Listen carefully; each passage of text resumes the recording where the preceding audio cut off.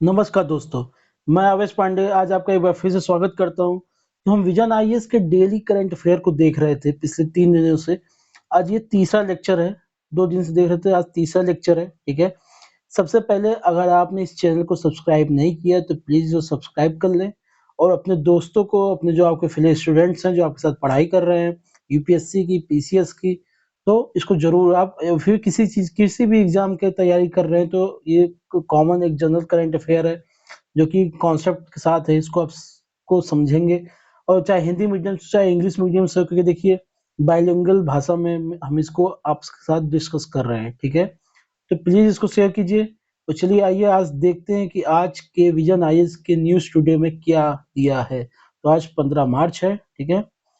और वैसे आप जानते हैं कि जो इनका न्यूज़ आता है ना, जैसे डे वाइज़ 15 तारीख को तो रात में 8-9 बजे तक आता है, ठीक है?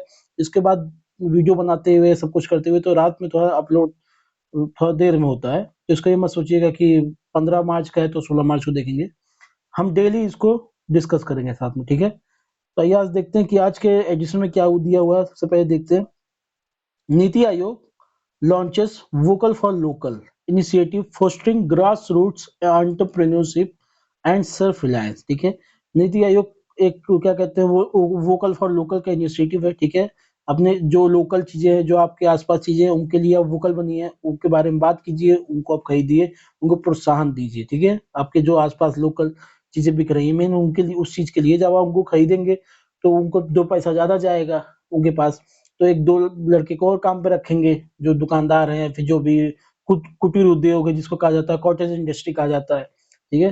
तो मेन उसको प्रमोट करने के लिए कहा जा रहा है और सेल्फ रिलायंस का मतलब आत्मनिर्भर, सब चीजें भारत में ही रहे, ठीक है? आत्मनिर्भर भारत चला था, इतना पता ही होगा। तो देखते हैं क्या दिया, की हाइलाइट्स देखते हैं। लॉन्च, जो ये क्या कहते हैं इनिशिएटिव नीति आयोग ने लॉन्च किया है, launched under aspirational block programme ABP, ठीक है? आपको पता होगा एक क्या कहते हैं एस्पिरेशनल डिस्ट्रिक्ट प्रोग्राम भी चलाया गया था लगभग 112 जिलों में, ठीक है? भारत के 112 जिलों में, जो आकांक्षी जिला इसको कहा जाता है, ठीक है? मतलब वो काफी स्किल है, लो स्किल के थे, काफी गरीब पिछड़े थे उन जिलों को, तो एक स्मार्ट उनको बनाया जाएगा। उसी की बेसिस पे एस्पिरेशनल ब्लॉक प्रोग्राम चलाया गया। अब मेनली क्या है इसको ये देखते हैं।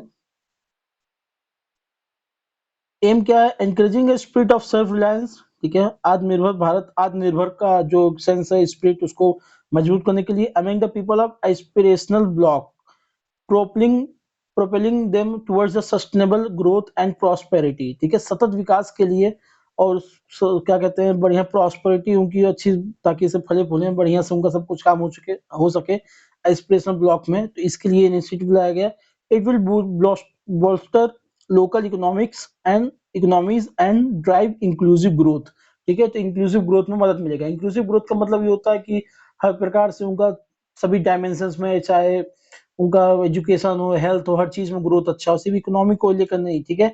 और सबका साथ में हो, सबके एक साथ हो, चाहे छोटे बड़े कोई भी जाति का हो, कोई भी जेंडर का हो, सबका क्या कहते हैं ओवरऑल डेवलपमेंट को इंक्लूसिव ग्रोथ कहा जाता है, ठीक है? तो ये हो गया। आगे देखते हैं इम्प्लीमेंटेशन कैसे होगा इसका। Government e market place GeM, ठीक है? ये क्या है गवर्नमेंट ई मार्केट प्लेस? जैसे आप अमेजोन से आपको सामान खरीदना है, अमेजोन खोला आपने, उसको ऑर्डर कर लिया, ठीक है? तो जब सरकारों को कुछ मंगाना होगा तो क्या करेंगे, हमारे सरकारी काम के लिए कुछ खरीदना हो क्या करेंगे, तो क्या वो अमेजोन से ऑर्डर करेंगे? नहीं है। तो वो गवर्नमेंट ई मार्केट प्लेस है। ये इसे भी जो भारत सरकार की जो ऑफिस हैं, जो मंत्रालय हैं, वो यहाँ से मंगाएंगे कुछ सामान जो भी चाहिए उनको, ठीक है? तो अब ऐसे क्या होगा, तो इसका क्या मतलब, यहाँ पे क्यों दे रखा है इसके बारे में? तो GM and open network for digital commerce, ONDC. अब ये ओएनडीसी क्या है? एक ऐप है, वो यहाँ पे मान लीजिए आपको एक शर्ट खरीदना है, ठीक है?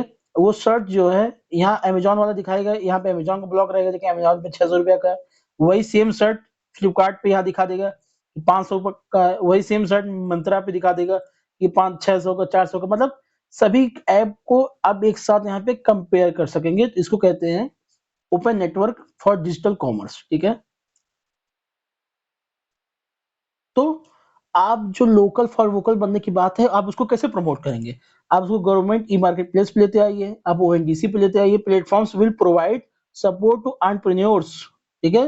जो लोकल लेवल के, जो क्या कहते हैं, जो दुकान खोल दिए या फिर स्टार्टअप कर दिए, उनको सपोर्ट करेगा।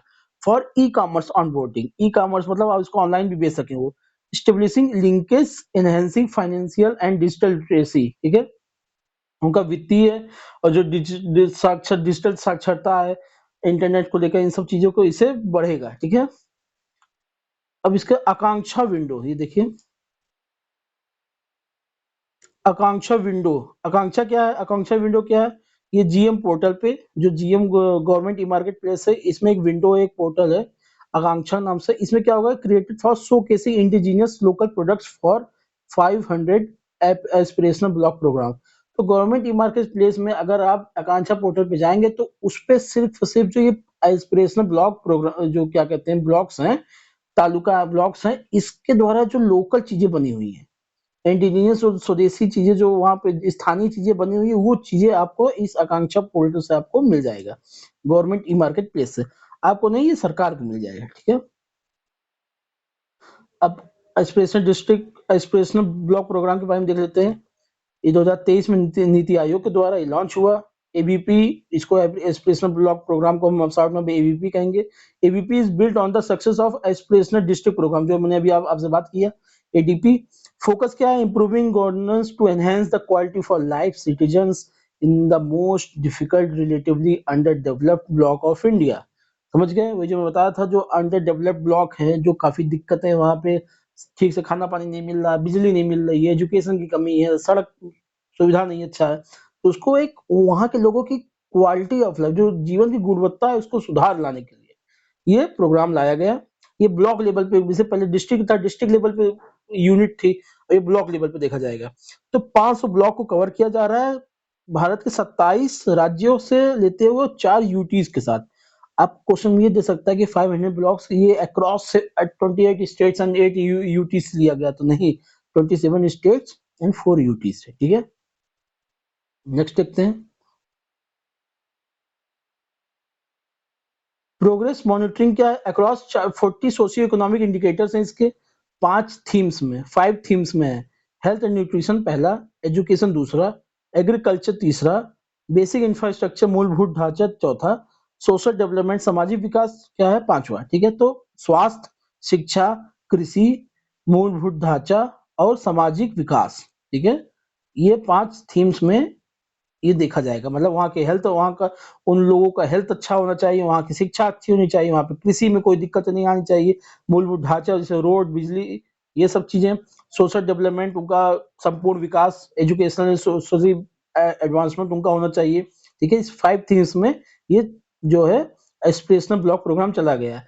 आइए क्या जो एस्पिरेशनल डिस्ट्रिक्ट प्रोग्राम चला गया था, इसके बारे में जान लेते हैं। ये एडीपी क्या कहते हैं, एस्पिरेशनल डिस्ट्रिक्ट प्रोग्राम ईयर 2018 में लॉन्च किया गया था। इनिशियली कवर्ड 112 जिलों को कवर किया गया था, most under developed districts across the country with states as the main drivers. This program focuses on the strength of each districts. मतलब जरूरी नहीं कि एक ही चीज हर जिले में काम करेंगे, लेकिन उस चीजों को देखते हैं जो उस जिले के मेन चीजें क्या है। मान लीजिए कि कहीं मान लीजिए पश्चिम बंगाल के इलाके में कोई जिला है, तो वहां पे जूट का कार्यक्रम, जूट का जो कार्य हो सकता है, ठीक है, जूट इंडस्ट्री अच्छे से डेवलप हो सकती है, तो हम उसको करेंगे। गुजरात महाराष्ट्र में कोई जिला, तो वहां पे जैसे ब्लैक सॉइल पाया जाता है, वहाँ कॉटन इंडस्ट्री अच्छे से हो सकती है, तो कॉटन के लिए करेंगे, ठीक है।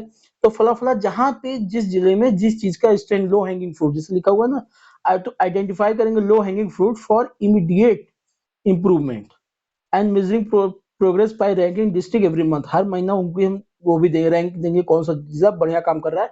पहले जो उस जिले का स्ट्रेंथ है उसको मजबूत कर देते हैं, फिर बाकी चीजों को हम इनोवेशन करेंगे, देखेंगे और यहाँ क्या हो सकता है, ठीक है। क्योंकि कुछ भी शुरू करने से पहले कुछ फायदा भी तो मिले उनको, नहीं तो पता चला बस काम हो रहा है, कुछ फायदा ही नहीं।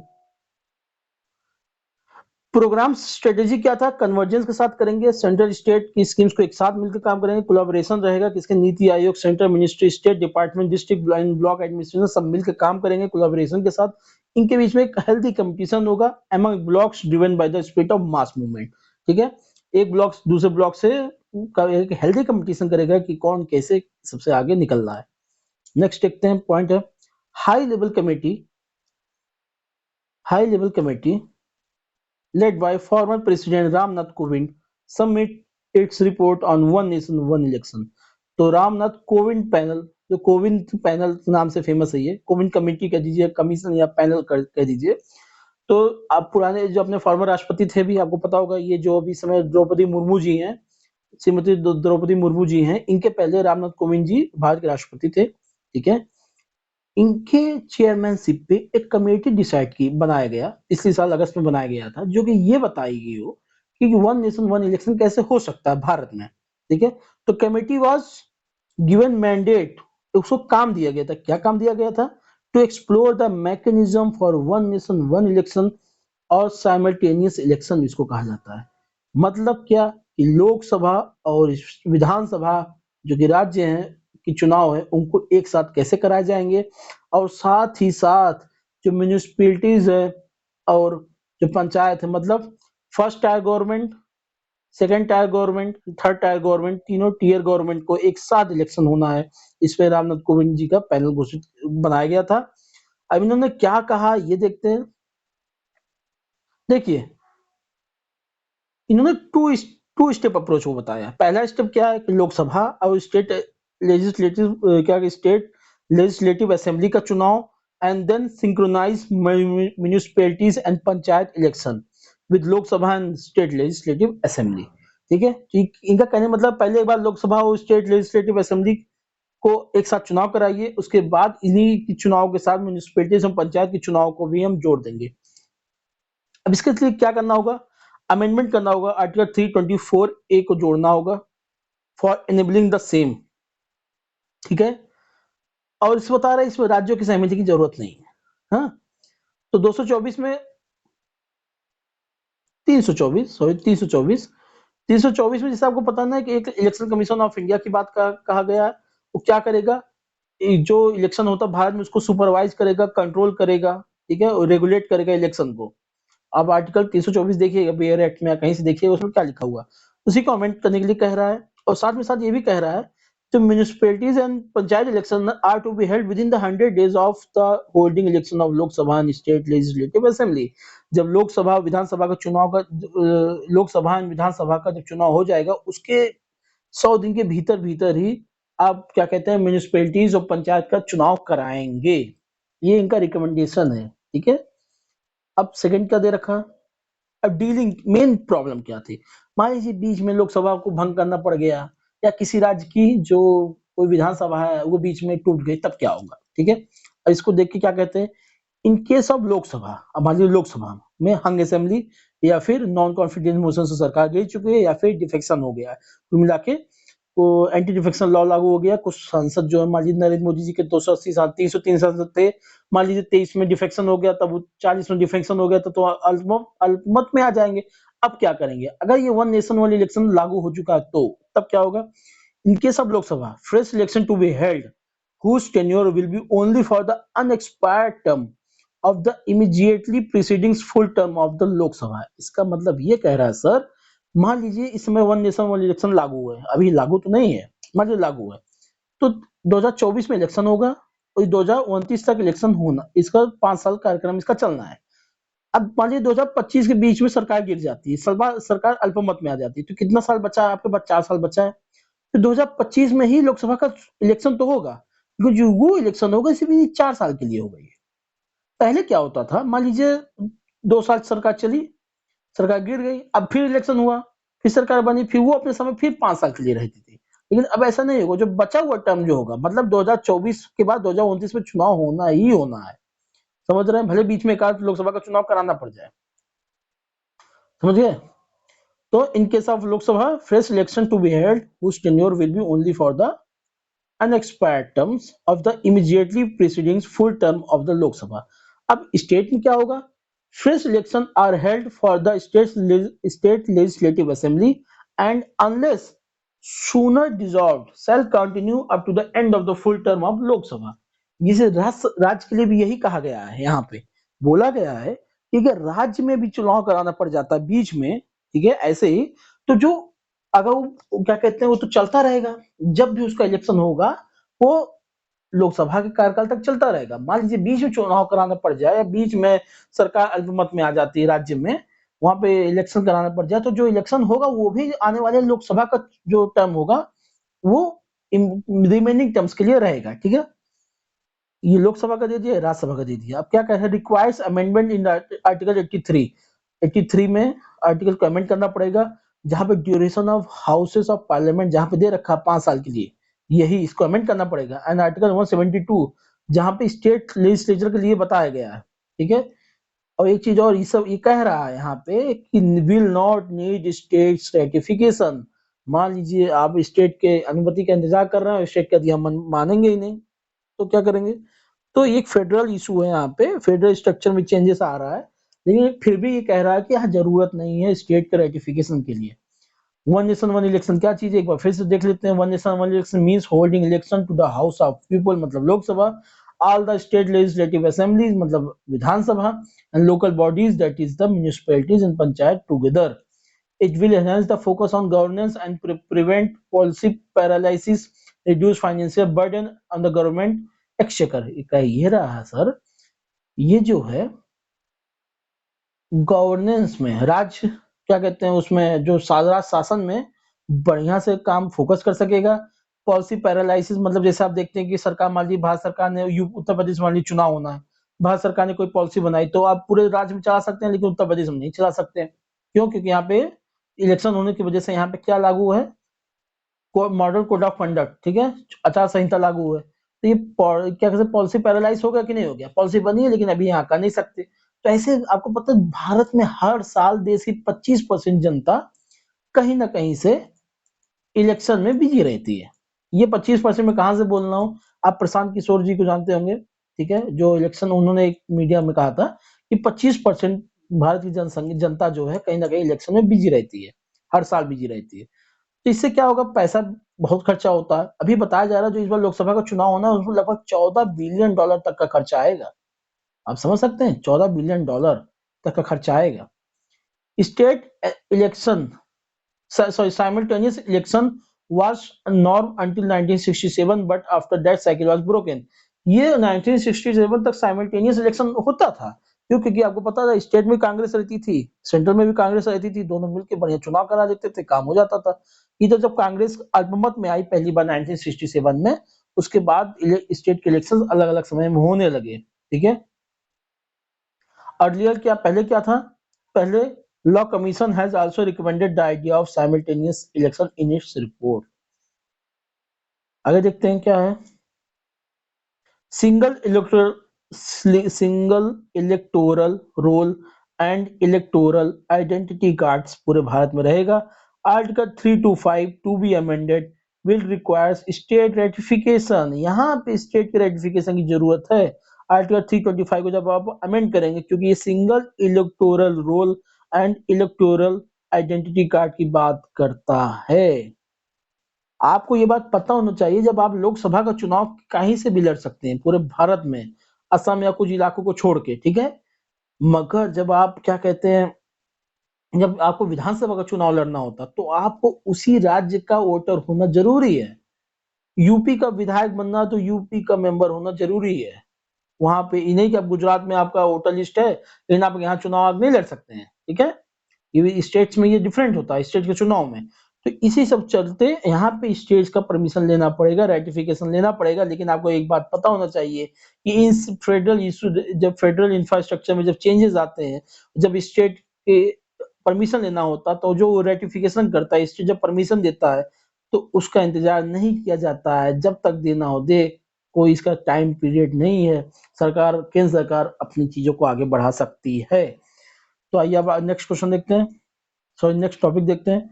Human development report 2023-24 titled breaking the gridlock reimagining cooperation in polarised world, ठीक है।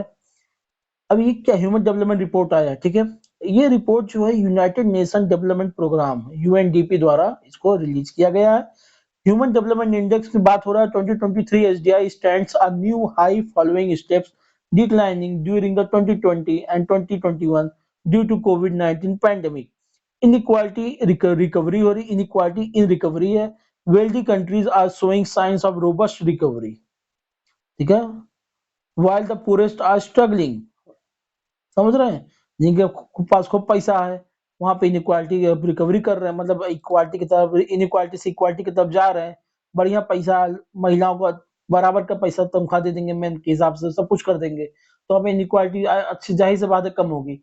अब पुअर के लोग हैं, पूरे कंट्री उनके पास पैसा नहीं है, ठीक है, तो स्ट्रगल करेंगे। इसमें कोई रॉकेट साइंस नहीं है समझने का। मिसमैनेज इंटरडिपेंडेंसीज की बात कर रहा है, ठीक है, क्या है, failure to properly manage interdependencies between countries. अब इंटरडिपेंडेंसी मतलब जो ग्लोबलाइजेशन ग्लोबलाइजेशन का यहाँ पे कॉन्सेप्ट है कि भाई एक दूसरे से इंटरडिपेंडेंस, मान लीजिए हमें कुछ चीजें, कोई रॉ मटेरियल चाइना से चाहिए, कुछ हमें रसिया से चाहिए, कुछ हमें अमेरिका से चाहिए, पता चला कोविड के चक्कर में लड़ाई हो चुकी है भाई, और या फिर कोविड में लॉकडाउन में ना सामान इधर उधर आ जा सकता है, तो उसको मैनेज करने के लिए, ठीक है, बात है, तो जो मैनेज किया गया उसको has increase cost of human wellbeing, ठीक है, जो मिसमैनेजिंग किया गया है कि हम ये जो इंटरडिपेंडेंसीज को लेकर जो मिसमैनेजिंग हुई है अभी तक, इसके वजह से ह्यूमन वेलबींग, जो मानव कल्याण का मतलब बहुत ही नुकसान हुआ समझ लीजिए यहाँ पे, ठीक है, due to mismanaged the interdependencies issues like जो कॉन्फ्लिक्ट हैं, प्रोसिक्यूशंस और ह्यूमन राइट्स वायलेशंस ये बढ़ने लगे हैं, ठीक है, लोगों के बीच में विवाद, मानव हनन, ठीक है, उनके अधिकारों का हनन, ये सब बढ़ने लगा है। Rise in trend of democracy paradox, ये देखिए सबसे अच्छी बात है, डेमोक्रेसी पैराडॉक्स का मतलब ये है कि आप लोकतंत्र का तो सपोर्ट कर रहे हैं, मगर लोकतंत्र को कमजोर करने वाले नेताओं का भी आप सपोर्ट कर रहे हैं, समझिए इस बात को। आप डेमोक्रेसी के तो पक्षधर हैं, लेकिन उसी डेमोक्रेसी को जो कम कर रहा है, जो कमतर आंकता है, उसका भी आप सपोर्ट करते हैं, तो इसको कहते हैं डेमोक्रेसी पैराडॉक्स, ठीक है, जैसे यहाँ पे दिया हुआ हिंदी में, it refers to unwavering support for democracy but increase support for the leaders who may undermine it, ठीक है। सबसे इंपॉर्टेंट चीज क्या देखते हैं, अभी जो ये जो इस बार आज रिपोर्ट आई है, जो ये कल, ये 2022 मतलब लेटेस्ट 2022 की आई है, मतलब 2023 के 2025 में आएगी, 2024 के 2026 में आएगी, हमेशा 2 साल का गैप रहता है इसमें, अभी ध्यान दीजिएगा, तो लेटेस्ट ये 2022 वाला है। इसमें भारत की रैंक 134 है आउट ऑफ 193 देशों में। तो ये 2021 का जो डेटा आया था, जो पिछले साल आया था, भारत की रैंक 135 थी, लेकिन उसमें देश कम थे, 191 देश थे। अब समझिए, इसे काफी बेहतर माना जा रहा है, ये पिछले साल के इंडिकेटर से काफी बेहतर है, और it's SDI value has increase 0.644, ठीक है, पिछली बार कितना था, 0.633 था, इस बार 0.644। इसको कहा जा रहा है कि ह्यूमन डेवलपमेंट इंडेक्स में भारत का परफॉर्मेंस अच्छा रहा है। India perform well in all indicators of SDI, namely life expectancies, देखिए life expectancies, education, gross national income per capita, ये सब भारत में बेहतर हुआ है। It is placed in medium human development category, ठीक है, तो बहुत बढ़िया तो नहीं, लेकिन तभी मीडियम ह्यूमन डेवलपमेंट कैटेगरी में रख दिया गया है। स्विट्जरलैंड इज प्लेस्ड नंबर 1 पे, followed by Norway and Iceland. Number 1 पे स्विट्जरलैंड है, दूसरे नंबर पे नॉर्वे है, तीसरे नंबर पे आइसलैंड है, SNI याद रखिएगा। अब भारत जो है, जी सर, भारत जो है 134 नंबर पे है। अगर आप PCS का एग्जाम या आरओ का एग्जाम देने वाले तो इसको इस इंडेक्स को याद रखिएगा। आइए आगे पढ़ते हैं क्या दिया है, की रिकमेंडेशंस की बात दिया है, ठीक है, डिस्करेजिंग पॉलिटिकल पोलराइजेशन, जो राजनीतिक ध्रुवीकरण होता है, जो धर्मों में लड़ाई करा दी जाती है, दो जातियों में लड़ाई करा दी जाती है, दो समूहों में लड़ाई, उसको पोलराइजेशन कहा जाता है, राजनीतिक ध्रुवीकरण जो कहा जाता है, थ्रू, इसको डिस्करेज कीजिए, मतलब इसको आगे ना बढ़ने दीजिए, discouraging political polarisation through new governance approaches, ठीक है, सरकार की तरफ से नए अप्रोचों को अपनाते हुए, focused on the enhancing people's voices in deliberation and tackling misinformation, जो मिस इन्फॉर्मेशन फैल जाता है, ठीक है, इन सब चीजों पे आप रोक लगाते हुए आप पॉलिटिकल पोलराइजेशन को रोक सकते हैं। Promoting digital global public goods, ठीक है, जो पब्लिक गुड्स क्या होते हैं, that are available to all, ठीक है, जैसे मान लीजिए आप पार्क में घूम रहे हैं कहीं बाहर, पानी आप क्या कहते हैं, आप अपने बोरिंग करा लिए, पानी निकाल के पी लिए, ये पब्लिक गुड्स है, अब इस नॉन एक्सक्लूडेबल होते हैं, अब इस किसी को यहाँ पे हटा नहीं सकते, नहीं ये पानी ये लखनऊ की धरती के नीचे जो पानी है सिर्फ हम ही पियेंगे, बाकी कोई नहीं पिएगा, तो ये काम नहीं कर सकते, अभी पब्लिक गुड्स है। ठीक है। कहीं कहीं रेगुलेट किया जाता है जहाँ पानी की कमी होती है, नॉर्मली जो है आप ऐसा कर सकते हैं। अब इसका मतलब जैसे आप कह देंगे मिट्टी है तो मिट्टी खन के आप बेचने लगे, तो ये नहीं कह सकते, वो अवैध खनन है। ठीक है। तो कुछ चीजें पब्लिक प्रॉपर्टी होती है, जो पब्लिक गुड्स होती तो है, लेकिन वो रेगुलेटेड होती है। ठीक है। अब ये नहीं है कि आप खुरपी भर मिट्टी भी नहीं खोद सकते हैं, लेकिन इसका मतलब ये नहीं कि आप अवैध अवैध खनन करके बेचने लगे। तो enjoyed over and over again by anyone without this diminishing the benefits they deliver to others, non rival होते हैं क्या public goods. New financial mechanism along with international cooperation that complements humanitarian assistance and traditional development aid to low income countries.